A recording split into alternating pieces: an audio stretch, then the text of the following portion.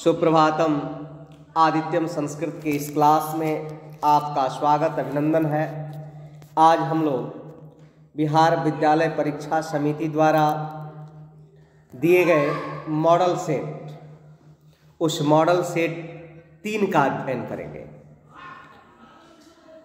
यह model set Bihar विद्यालय परीक्षा समिति के साइट पर उपलब्ध है और यह बिहार बोर्ड के मैट्रिक परीक्षार्थियों के लिए अत्यंत महत्वपूर्ण है।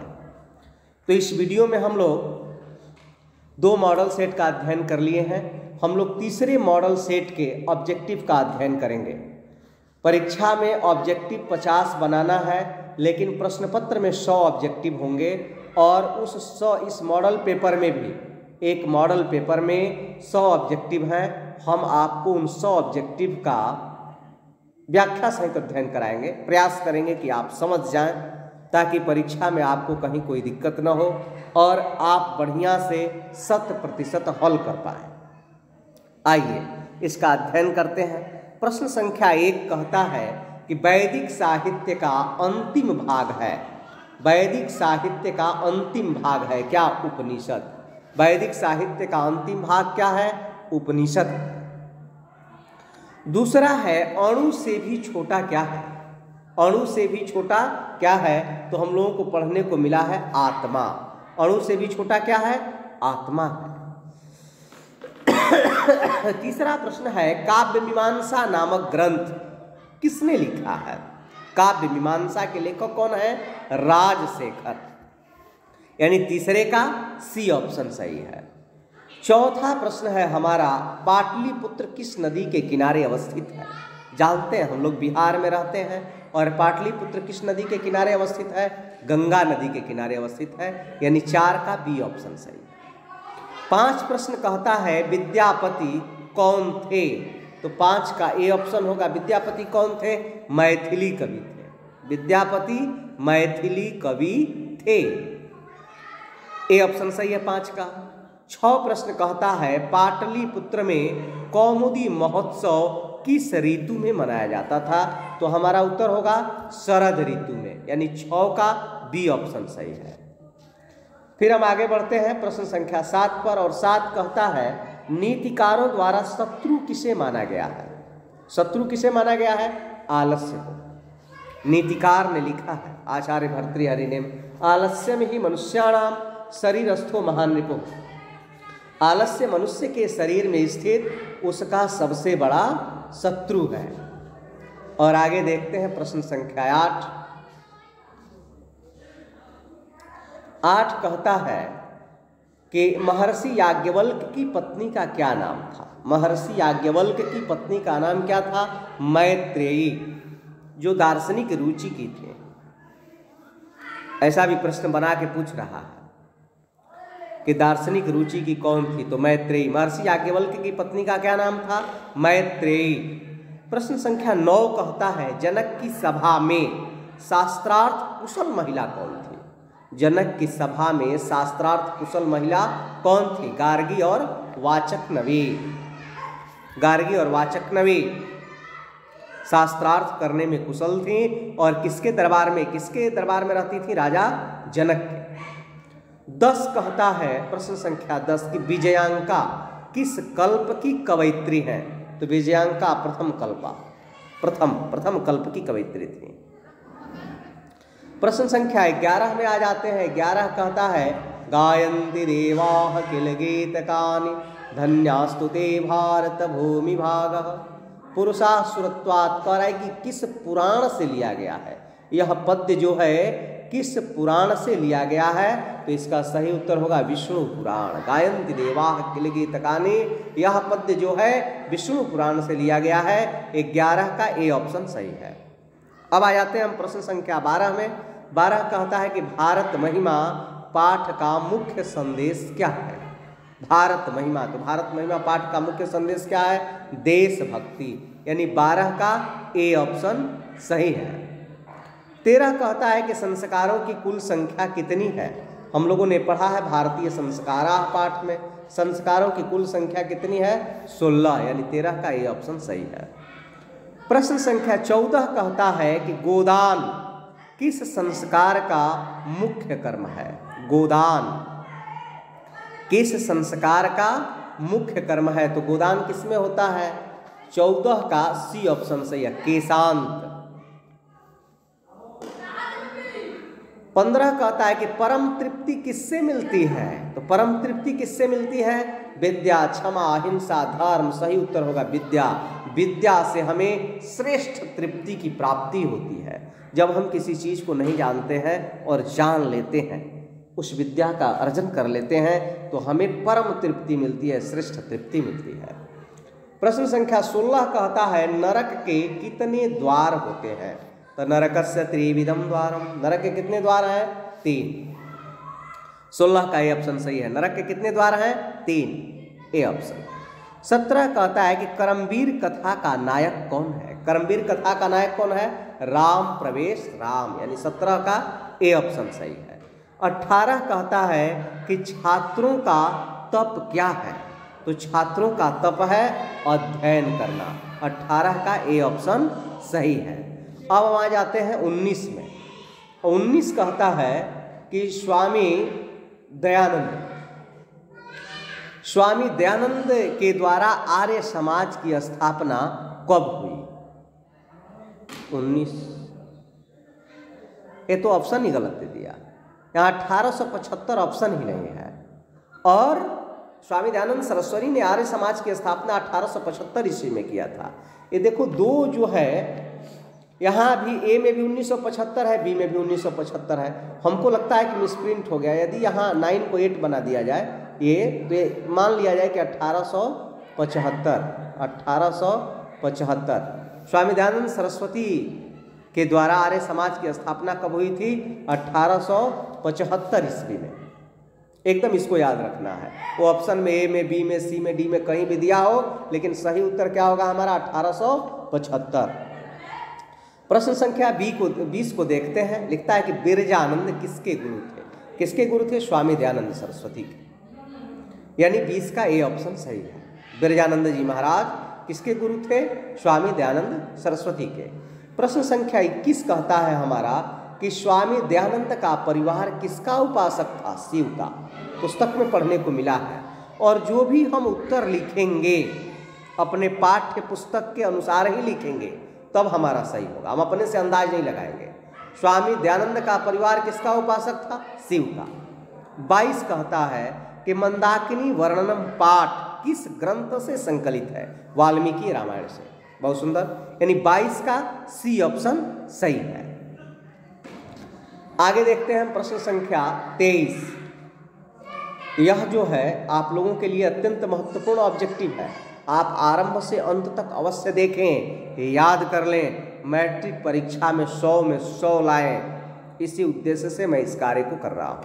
तो 23 देखते हैं हम। 23 कहता है कर्णस्य दानवीरता। कर्णस्य दानवीरता पाठ भास के किस रूपक का भाग विशेष है? तो हम लोगों ने पढ़ा है, ऊपर में ही मिला है।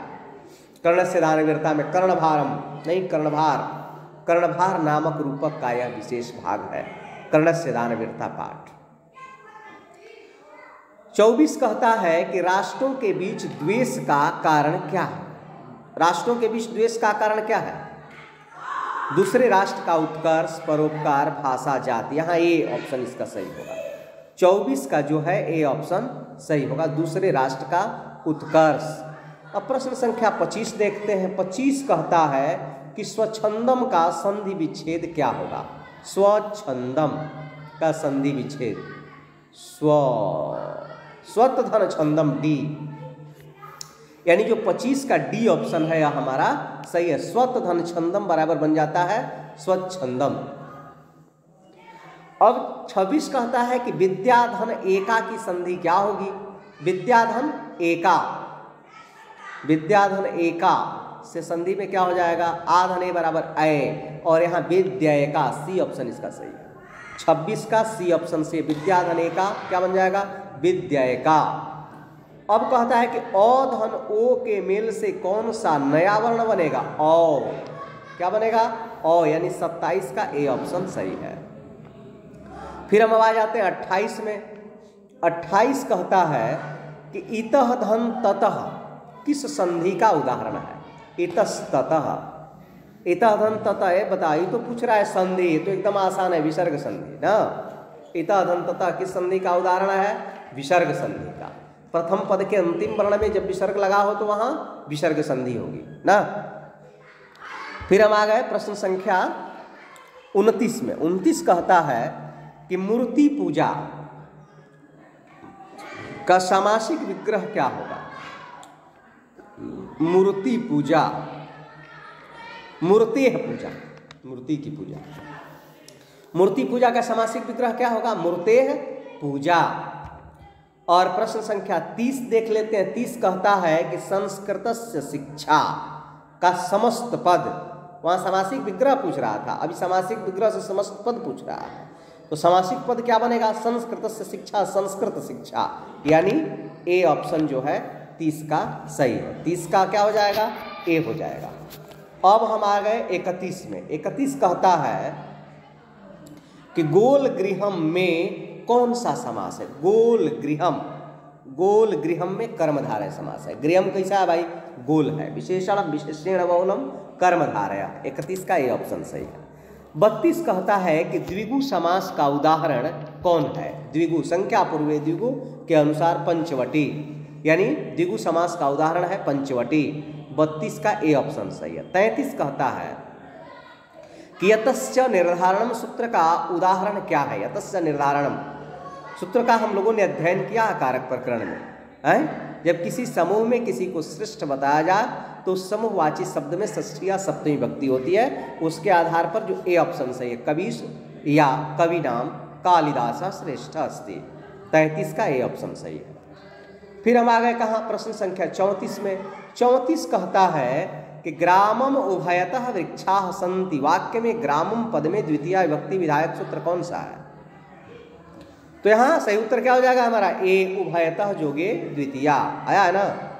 अभिता परिता उभयतः सर्वतः योगे द्वितीया, कारक प्रकरण में सूत्र आया। 35 प्रश्न हमारा कहता है कि सह रिक्त सज्जनः प्रतीयते। वाक्य में रिक्त स्थान में कौन सा पद प्रयुक्त होगा? सज्जनः प्रतीयते है वेशेन वस्त्रेण, यहाँ बी। 35 का जो है बी ऑप्शन सही है, वस्त्रेण होगा। फिर आ गए हम 36 में। 36 कहता है कि नमः के अर्थ में कौन सी विभक्ति प्रयुक्त होती है? नमः स्वस्ति स्वाहा स्वधा अलम वसड़ योगा च चतुर्थी, यानी 36 नमः में कौन होगा? चतुर्थी। 36 का ये ऑप्शन सही है। आ गए हम 37 में। किस शब्द में आ उपसर्ग है? आकार, आशा, अशेष, आकार, यानी 37 में जो है आ उपसर्ग है। संस्कृत के 22 उपसर्गों का मैंने सभी अध्ययन कराया है। आगे 38 कहता है दुरात्मा शब्द में कौन उपसर्ग है? दूर। दुरात्मा में क्या है? दूर उपसर्ग है। बी ऑप्शन सही है। 38 का बी ऑप्शन से दुरात्मा में उपसर्ग है दूर। फिर आ गए हम 39, क्वेश्चन नंबर 39। यहां आ गए। अब ये कहता है कि अस्था धातु के लटलाकार प्रथम पुरुष एक वचन का रूप क्या होगा? तो अस्था का क्या हो जाता है? तिष्ठ, और लटलाकार में तिष्ठ होगा तो क्या बन जाएगा? तिष्ठति। तिष्ठति कहाँ लिखा? बी ऑप्शन में, यानी 39 का बी ऑप्शन हमारा सही है। अब लिखा 40 पास्यामि, किस लकार का रूप है? तो स्यति स्यतः स्यन्ति स्यसि स्यतः स्यत्, श्यामि। श्यामि लिरिट है ना, तो यहाँ पास्यामि किस लकार का है? सी, लिरिट। अब 41 कहता है हमारा कि जही किस धातु का रूप है? तो जही तो हन धातु का है। 41 का जो है सी ऑप्शन सही है। और जही कहाँ होता है? हन धातु के लोट लाकार मध्यम पुरुष एक वचन में होता है जही। जही का धातु एकदम इंपॉर्टेंट है, VVI है, जान लो, ये पूछता ही है, बच्चे इसमें उलझ जाते हैं। जही किस धातु का रूप है? जब भी पूछेगा आप उत्तर लिखेंगे हन। 42 कहता है प्रश्न हमारा कि मातरम में कौन विभक्ति है? मातरम में कौन विभक्ति है? मातरम, तो इसका जो है 42 का सी हो जाएगा, द्वितीय हो जाएगा। माता, मातरो, मातरा, मातरम, द्वितीय एक वचन। फिर 43 नदीसु किस शब्द का रूप है? ये तो एकदम आसान है। नदीसु किस शब्द का रूप है? नदी का।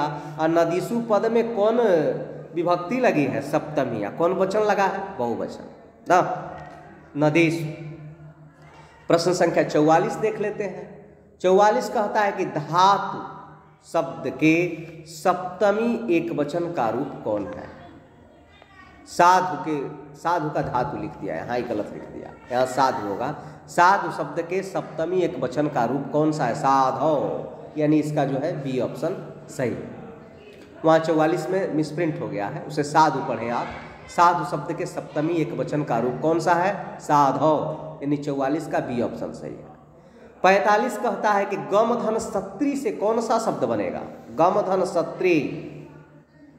45 तो गमधन सत्री से क्या बनेगा? गच्छन। गम धातु में जब सत्री प्रत्यय लगता है तो बन जाता है गच्छन। अब आ गए हम कहाँ? 46 में। और 46 कहता है कि पठनम में कौन सा प्रत्यय? पठनम, पठन युक्त पठनम, यानी 46 का जो है बी ऑप्शन सही है।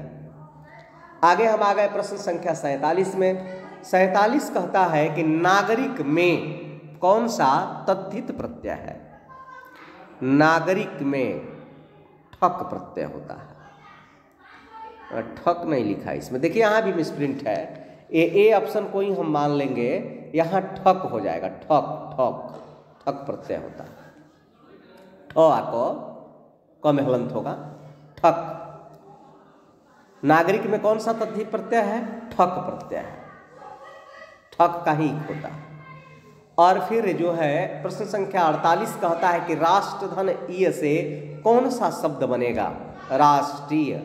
लेकिन ध्यान रखेंगे यहाँ जो है ह्रस्व ई है तो राष्ट्रीय, बी ऑप्शन होगा, राष्ट्रीय। राष्ट्रधन इ जुड़ेगा तो क्या बन गया? राष्ट्रीय, बी ऑप्शन सही। 49 कहता है कि मूसक धन टाप से क्या बनेगा भाई? मूसिका। नहीं, सी ऑप्शन सही है। 49 का क्या है? सी ऑप्शन सही है। अब आ गए हम प्रश्न संख्या 50 में। 50 कहता है कि श्रीमती में कौन स्त्री प्रत्यय है? श्रीमती में कौन स्त्री प्रत्यय? इंगिप। श्रीमन धन इंगिप बराबर क्या हो जाता है? श्रीमती। श्रीमती में कौन स्त्री प्रत्यय है? इंगिप। अब आ गए हम 51 में। 51 कहता है कि संस्कारा प्रायण कतिविधा सन्ति। पढ़ने को मिला हमें क्या? संस्कारा प्रायण पंचविधा सन्ति। पंच होगा ना, पंच नहीं लिखा कहीं, देखो पश्च लिख दिया, लेकिन इसी को मानेंगे पंच। यहाँ अर्ध स के स्थान पर जो है अर्ध यो होगा, पंच। 5 संस्कार के प्राय कितनी विधाएं हैं? 5 प्रकार के। 52 कहता है कह सीमितो व्यंग रूप प्रयुज्यते संस्कार शब्द। संस्कार शब्द अशुद्धि की भरमार है इस मॉडल पेपर में। यहाँ भी संस्कार, यहाँ अर्ध स होगा, संस्कार ऐसे लिखते हैं ना, संस्कार शब्द, यानी 52 का सी ऑप्शन सही है। परीक्षा में भी इस प्रकार से कुछ मिसप्रिंट भी हो और एकदम मिलता जुलता शब्द हो तो आप उसे सही कर लेंगे। कभी कभी मशीन है वह भी गलत जो है प्रिंट कर लेता है। 53 अब प्रश्न संख्या 53 देखते हैं। 53 कहता है कि नीति श्लोका नाम रचनाकार कह अस्ति। मान नीति श्लोक के रचनाकार कौन है? तो जो नीति श्लोक हमें पाठ्य पुस्तक में पढ़ना है उस नीति श्लोक के रचनाकार कौन है? महात्मा विदुर। ए ऑप्शन सही है। 54 कहता है कि कर्मवीर उत्साहेन किम लभते महत् पदम, यानी डी ऑप्शन इसका सही है। पुस्तक में मिला है ना, कर्मवीर निज उत्साहेन महत् पदम लभते, माने महत्वपूर्ण पद को प्राप्त करता है। 54 का डी ऑप्शन सही है। फिर हम आ गए प्रश्न संख्या 55 में। 55 कहता है हमारा कि कस्मिन ग्रामे निर्धन जनाः निवसन्ति। किस गांव में गरीब लोग रहते थे? तो हमारे पाठ्य पुस्तक के आधार पर भीखन टोला ग्रामे निर्धन जनाः निवसन्ति। किस गांव में गरीब लोग रहते थे? भीखन टोला गांव में। प्रश्न संख्या 56 कहता है कि कस्य प्रचारम दयानंद अकरोत्। किसका प्रचार दयानंद ने किया? किसका प्रचार? शुद्ध तत्व ज्ञान से, यानी 56 का जो है डी ऑप्शन सही होगा। शुद्ध तत्व ज्ञान का प्रचार स्वामी दयानंद सरस्वती ने किया था। प्रश्न संख्या 57 57 कहता है कि दयानंदस्य जन्म कस्मिन प्रति अभवत। प्रति के स्थान पर प्रांते पढ़े आप, मिसप्रिंट हो गया। दयानंद का जन्म किस प्रांत में हुआ था? किस प्रांत में हुआ था? गुर्जर प्रांते न। 57 का जो है सी ऑप्शन हमारा सही हो जाएगा, गुजरात प्रांत में हुआ था। स्वामी दयानंद सरस्वती का जन्म कहाँ हुआ था? गुजरात प्रांत में। 58 कहता है कि अयोध्या कांड कस्य ग्रंथस्य अंश अस्ति। अयोध्या कांड किस ग्रंथ का अंश है? रामायण से। रामायण में आया है अयोध्या कांड। किस ग्रंथ का अंश है? रामायण का। 58 का ये ऑप्शन सही है। प्रश्न संख्या जो है 59 देख लेते हैं अब। 59 कहता है कि रघुवंश महाकाव्यम कस्य रचना अस्ति। रघुवंश महाकाव्यम किसकी रचना है? किसकी रचना है? महाकवि कालिदास की रचना है, यानी बी ऑप्शन सही है। रघुवंशम किसने लिखा? महाकवि कालिदास। 60 प्रश्न कहता है कि कीदृशानि तीर्थानि रतिम संजयन्ति रमणीयानि। डी ऑप्शन इसका सही है। 60 का जो है डी सही है। अब हम आ गए 61 पर। प्रश्न संख्या 61 को देखते हैं। 61 कहता है कि कह नदीम अभितः प्रणृत इव। नदी के दोनों किनारों पर कौन नृत्य कर रहे हैं? कौन नाचते हुए मालूम हो रहे हैं? वृक्षा। मंदाकिनी वर्णनम में मिला हमको। 61 का जो है ए ऑप्शन सही है। 62 में आ जाते हैं हम।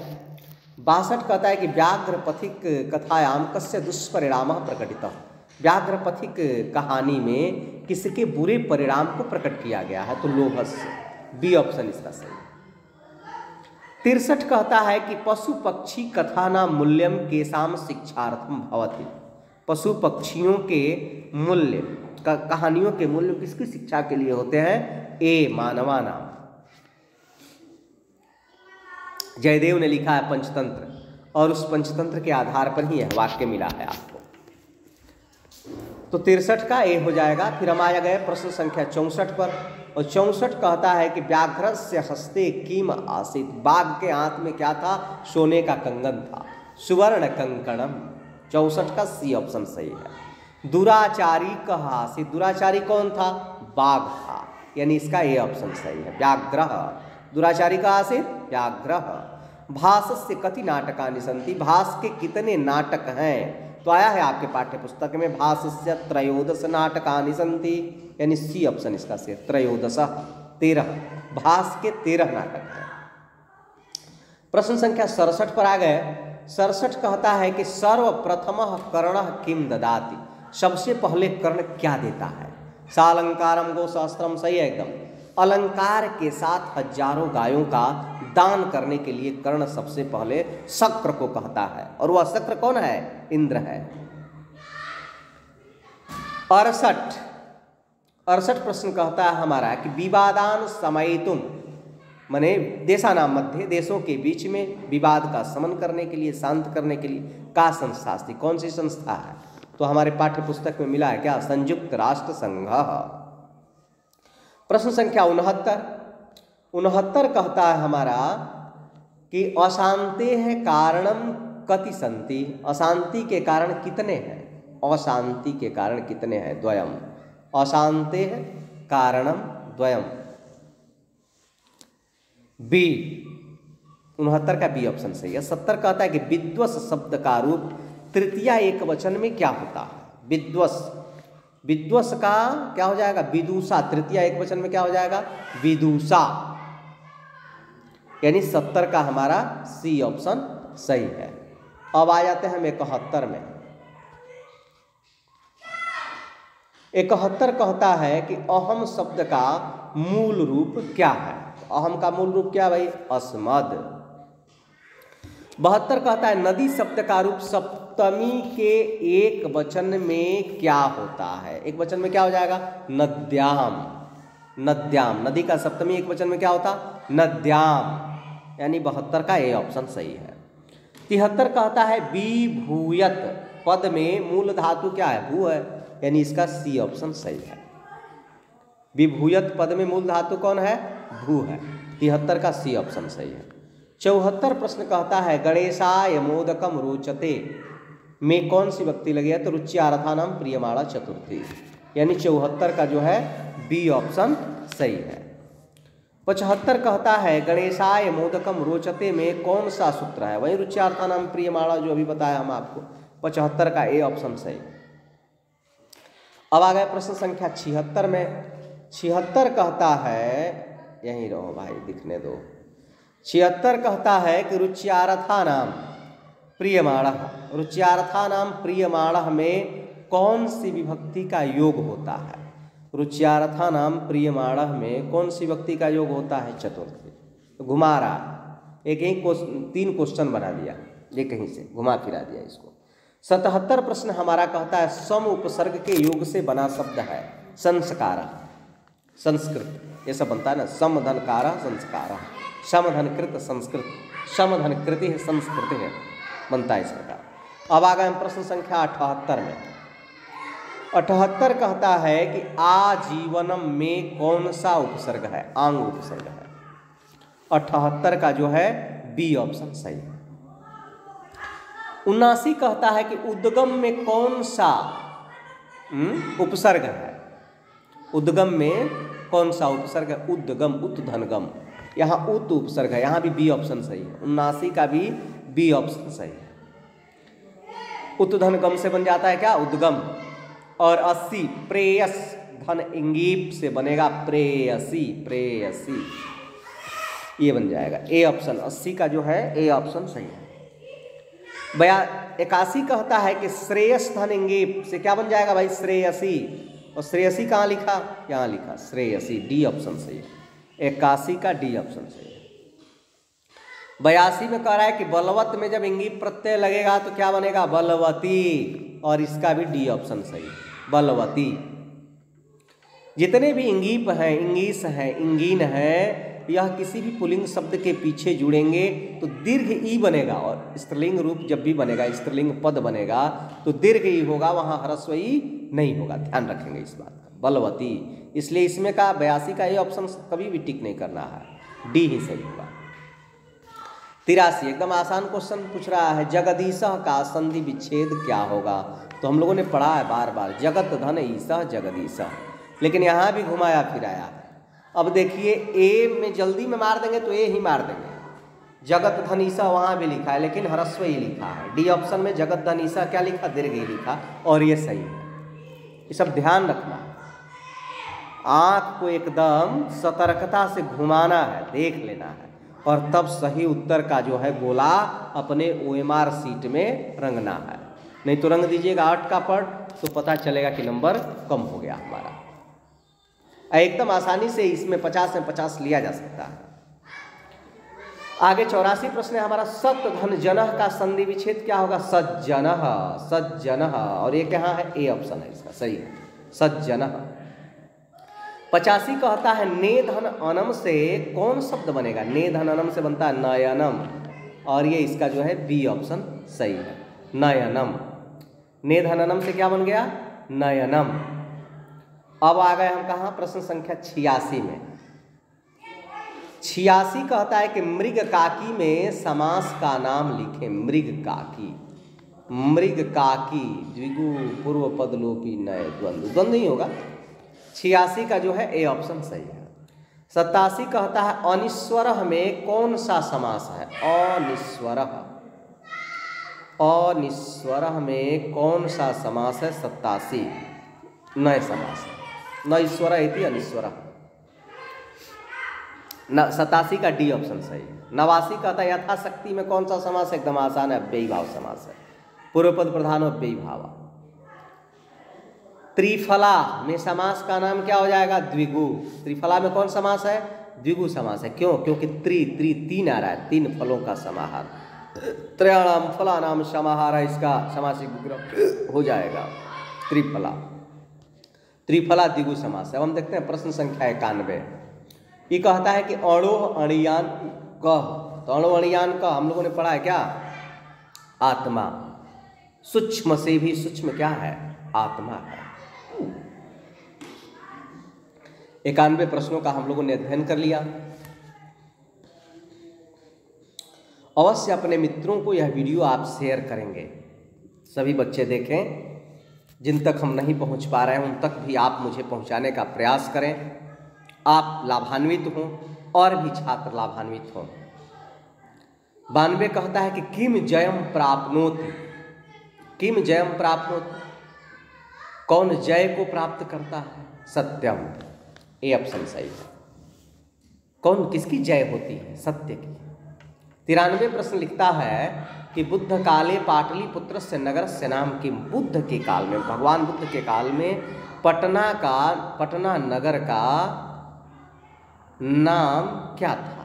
पाटलिग्राम, सी ऑप्शन सही है, पाटलिग्राम था।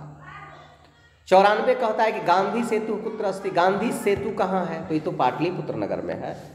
अब ऐका लिखा है पहरपुर ग्राम है या सासाराम नगर है या बक्सर नगर है, एकदम गलत, पाटलिपुत्र नगर है।